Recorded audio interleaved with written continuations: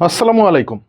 আমার ধারণা বিশ্ব ফুটবলে সবথেকে মিস আন্ডারস্টুড ট্যাকটিক মরিনহোর ট্যাকটিক নিয়ে যদি আপনি 100 জন ফুটবল বোদ্ধাকে জিজ্ঞেস করেন, 70-80 জন, এটা মানে ধ্রুব ধরে নেওয়ার কোনো কারণ নেই যে এই টার্মটাকে আমি যে সংখ্যাটা বলছি এটা বোঝানোর জন্য বলছি, যে 70-80 জন হয়তো বা বলবেন যে মরিনহোর ট্যাকটিক খুব সিম্পল, পার্ক দ্য বাস এবং কাউন্টার অ্যাটাক করো, ম্যাচ যেত।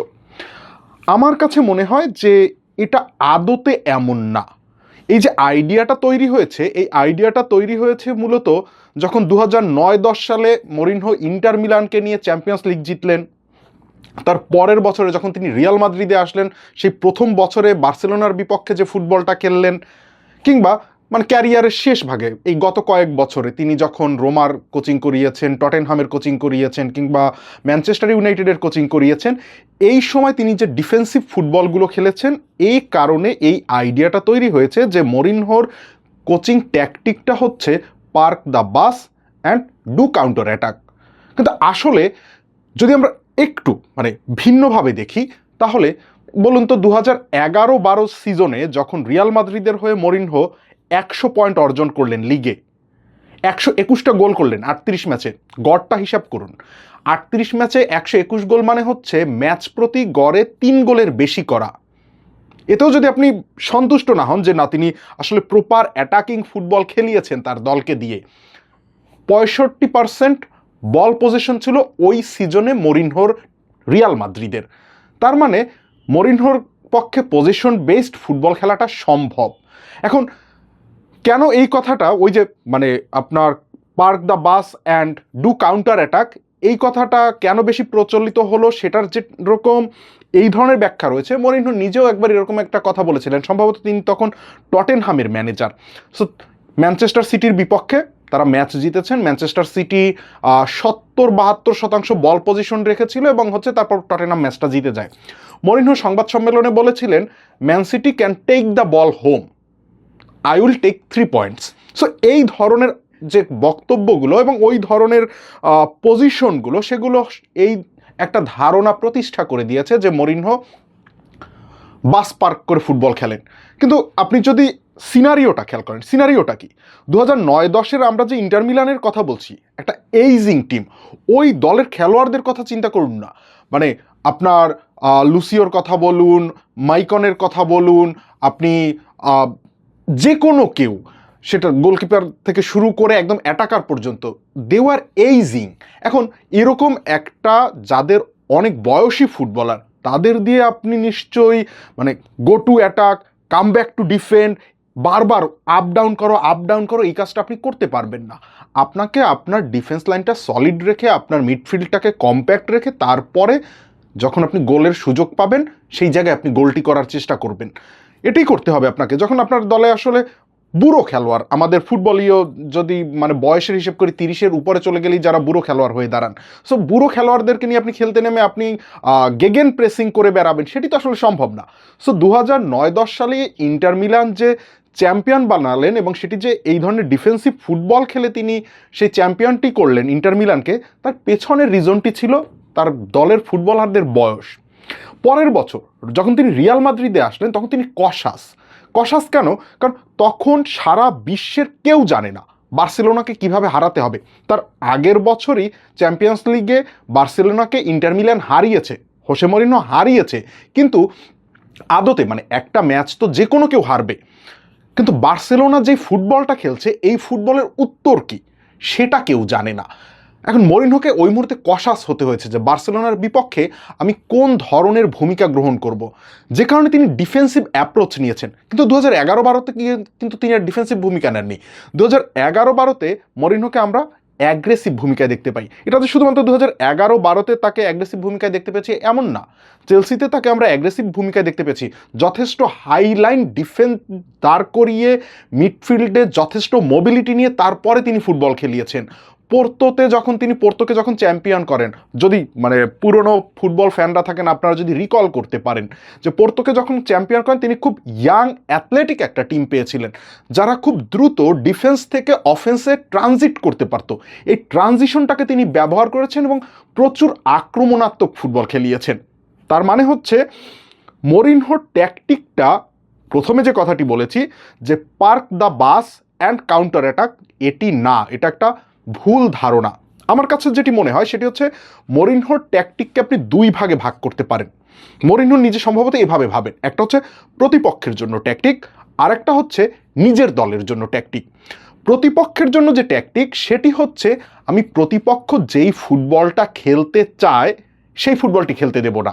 এবং এই কাজটি করতে গিয়ে মরিনহো প্রথম আবিষ্কার করে দিলেন যে বার্সার ওই যে সুপার টিম, 2009 থেকে 2012 পর্যন্ত টানা 4 বছর আমরা বার্সার যে ডোমিন্যান্সটা দেখেছি, সেই যে সুপার টিম, সেই সুপার টিমকে কিভাবে আটকানো যাবে। এবং সেই মরিনহোর সেই ফর্মুলা ব্যবহার করে এরপরে প্রত্যেকে সফল হয়েছে। সেটি বায়ার্ন মিউনিক সফল হয়েছে, সেটি লিভারপুল সফল হয়েছে, সেটি ইন্টার মিলান সফল হয়েছে, প্রত্যেকটা দল বার্সেলোনার বিপক্ষে সফল হয়েছে ওই মরিনহোর শিখিয়ে দেওয়া সেই মডেলে। সো মরিনহোর প্রথম যে ট্যাকটিকটি সেটি প্রতিপক্ষের জন্য, সেটি হচ্ছে আপনি যে ফুটবলটি খেলতে চান সেটি আমি আপনাকে খেলতে দেব না। বার্সেলোনা পজিশন বেসড ফুটবল খেলতে চায়। এখানে একটা আমি আমার থিওরি বলি, সেই থিওরিটা মানে আপনারা নোট করে নিতে পারেন। আমার কাছে মনে হয় মরিনহো বিশ্বাস করে যে মোর পজিশন থাকার থেকে মোর ভ্যালুয়েবল পজিশন থাকা বেশি গুরুত্বপূর্ণ একটা ম্যাচ জেতার জন্য। যদি একটু ব্যাখ্যা করে বলি, সেটি হচ্ছে ধরুন আপনার একটা ম্যাচে 70% পজিশন রয়েছে, তার মানে আপনার কাছে অনেক বেশি পজিশন রয়েছে, বল পজিশন রয়েছে।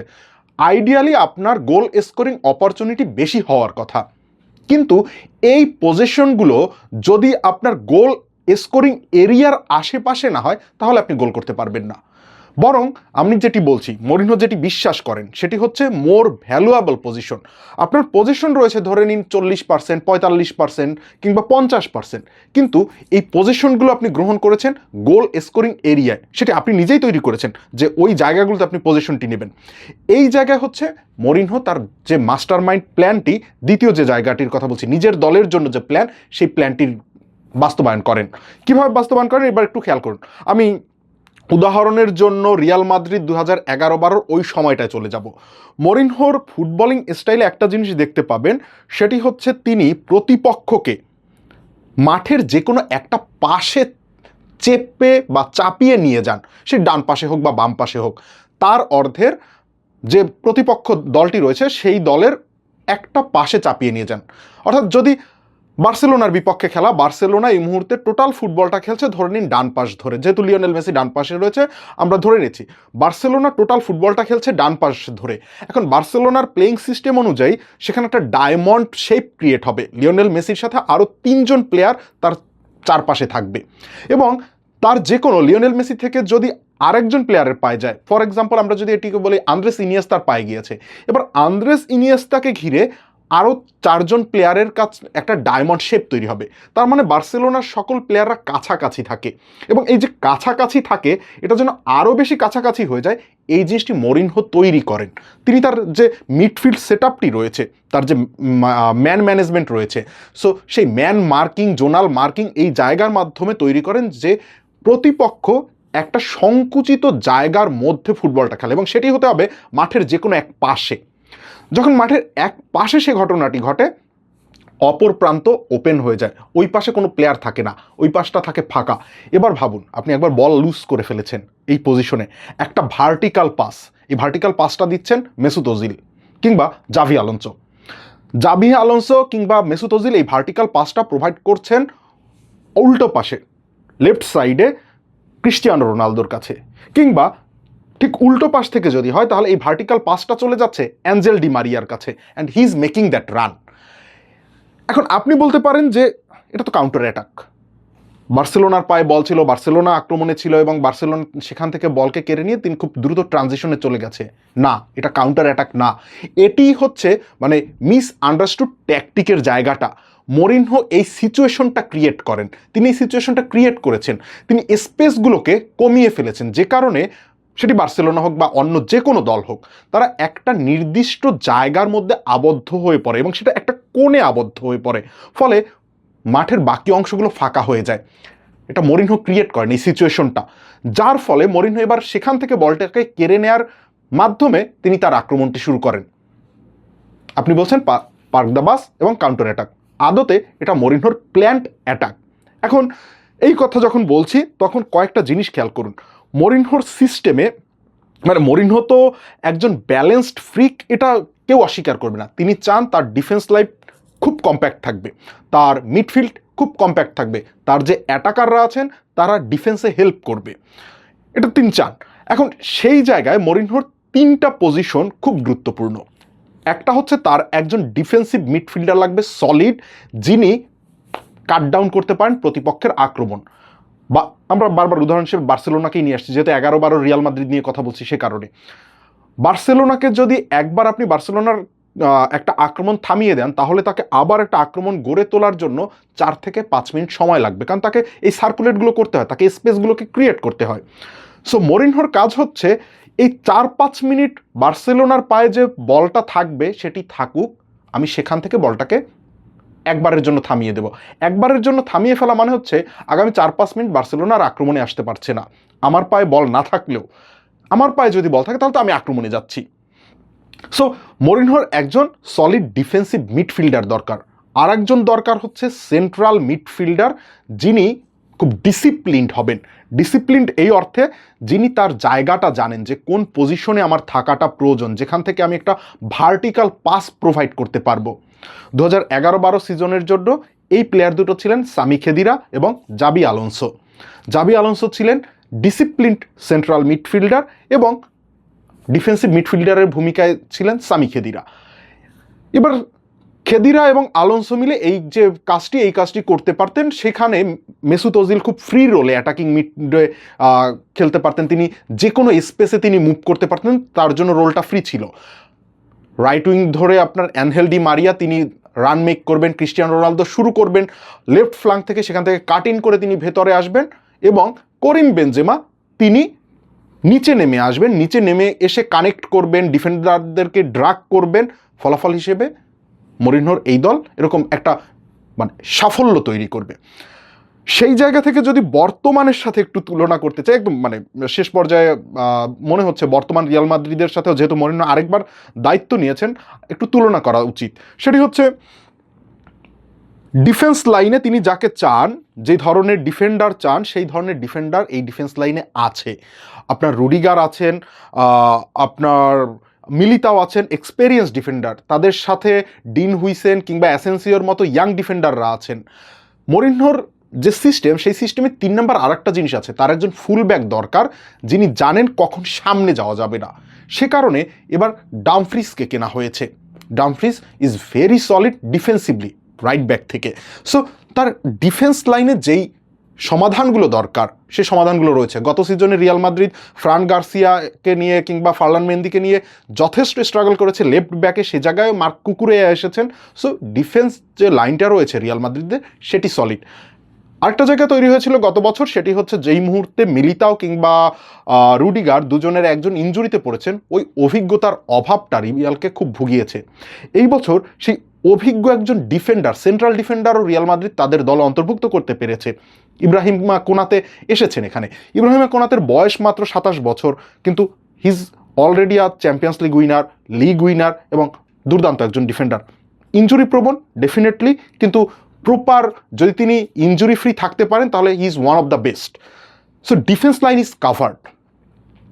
মিডফিল্ডে মেসুত ওজিলের যে রোলটা ছিল, তিনি ফ্রি থাকবেন, তিনি যেসব জায়গায় স্পেস থাকবে সেই সব জায়গাগুলোকে তিনি ব্যবহার করবেন, সেই রোলটা থাকবে জুড বেলিংহামের জন্য।